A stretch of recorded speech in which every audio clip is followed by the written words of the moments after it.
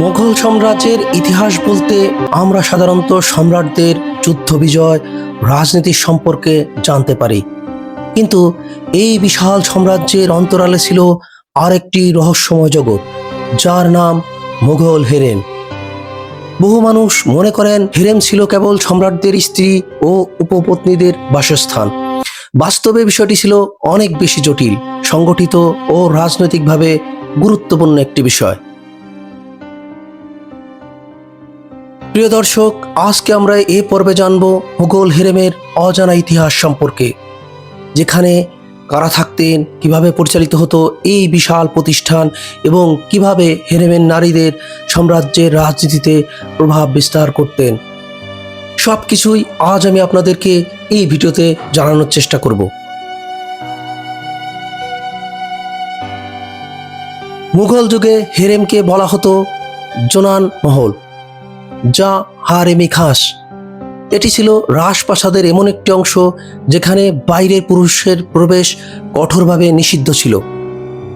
সম্রাট এবং তার অল্পবয়সী পুত্র এবং কিছু বিশেষ অনুমতিপ্রাপ্ত খোঁজা কর্মচারী ছাড়া অন্য কোনো পুরুষ এই হেরেমে প্রবেশ করার অনুমতি ছিল না।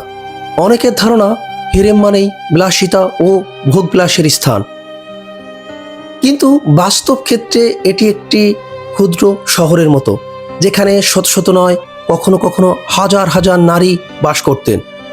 তাদের মধ্যে ছিলেন সম্রাটের স্ত্রী, মাতা, কন্যা, বোন, আত্মীয়, দাস দাসী, পরিকা, শিক্ষিকা, শিল্পী সহ আরও অনেকেই।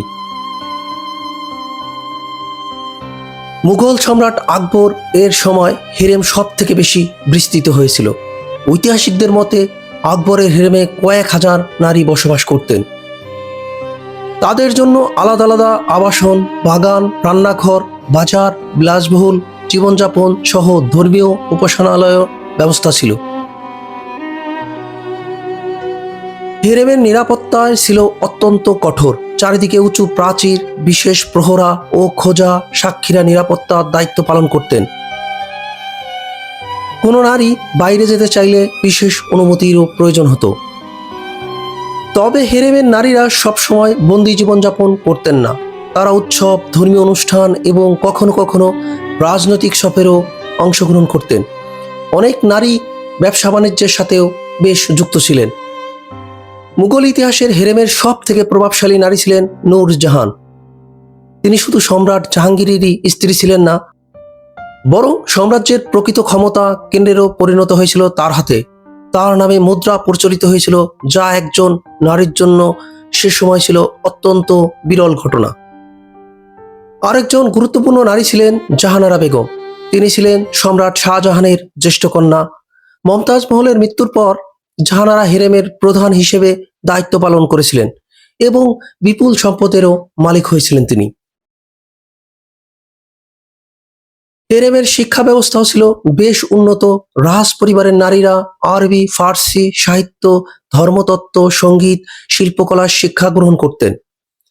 অনেক নারী তো নিজস্ব গ্রন্থাগারও পরিচালনা করতেন। মুঘল হেরেমে শুধু রাজনীতি নয়, ষড়যন্ত্র ছিল নিত্য নৈমিত্তিক ঘটনা। সিংহাসনের উত্তরাধিকারী নিয়ে বিভিন্ন গোষ্ঠীর মধ্যে প্রতিযোগিতা চলত। অনেক সময় সম্রাটের স্ত্রী বা মায়েরাও নিজেদের সন্তানকে ক্ষমতায় বসানোর জন্য গোপন রাজনৈতিক ষড়যন্ত্রে লিপ্ত হতেন। সম্রাটদের উত্তরাধিকার যুদ্ধেও হেরেমের গুরুত্বপূর্ণ ভূমিকা ছিল। বিশেষ করে ঔরঙ্গজেব ও তার ভাইদের মধ্যকার ক্ষমতার দ্বন্দ্ব হেরেমের বিভিন্ন সদস্য নিয়ে পক্ষকে সমর্থন করেছিলেন।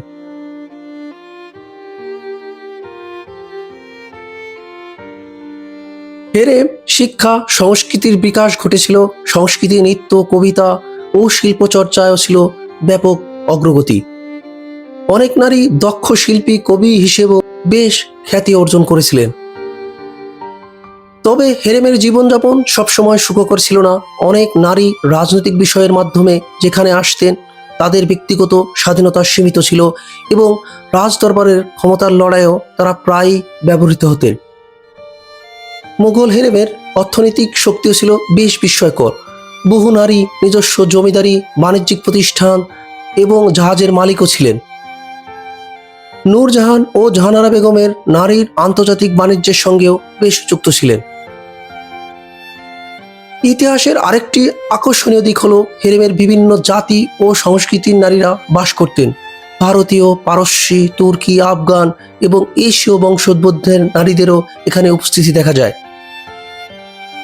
এ কারণে এখানে বহু সাংস্কৃতিক ও ধর্মীয় ব্যবস্থা পালিত হতো। সময়ের সঙ্গে সঙ্গে মুঘল সাম্রাজ্যের শক্তি দুর্বল হতে শুরু করে হেরেমের প্রভাবও আস্তে আস্তে কমে আসতে থাকে। অষ্টাদশ শতকে সাম্রাজ্যের পতনের সঙ্গে সঙ্গেই এই জাঁকজমকপূর্ণ প্রতিষ্ঠানও ধীরে ধীরে বিলুপ্ত হতে থাকে। মুঘল হেরেম ছিল কেবল নারীদের আবাসস্থল নয়, এটা ছিল ক্ষমতা, সংস্কৃতি, অর্থনীতি এবং রাজনীতির এক গুরুত্বপূর্ণ কেন্দ্র। এখানকার নারীরা শুধু সম্রাটদের জীবনেই নয়, পুরো সাম্রাজ্যের ইতিহাসেও গভীরভাবে প্রভাব ফেলতেন। তাই মুঘল হেরেমের ইতিহাসকে শুধু রোমাঞ্চকর কাহিনী হিসেবেই নয়, বরং দক্ষিণ এশিয়ার রাজনৈতিক ও ইতিহাসের একটি গুরুত্বপূর্ণ অধ্যায় হিসেবেও দেখা হয়ে থাকে। প্রিয় দর্শক, মুঘল হেরেমের এই অজানা ইতিহাস আপনাদের কেমন লাগলো তা অবশ্যই মন্তব্যের ঘরে জানাবেন।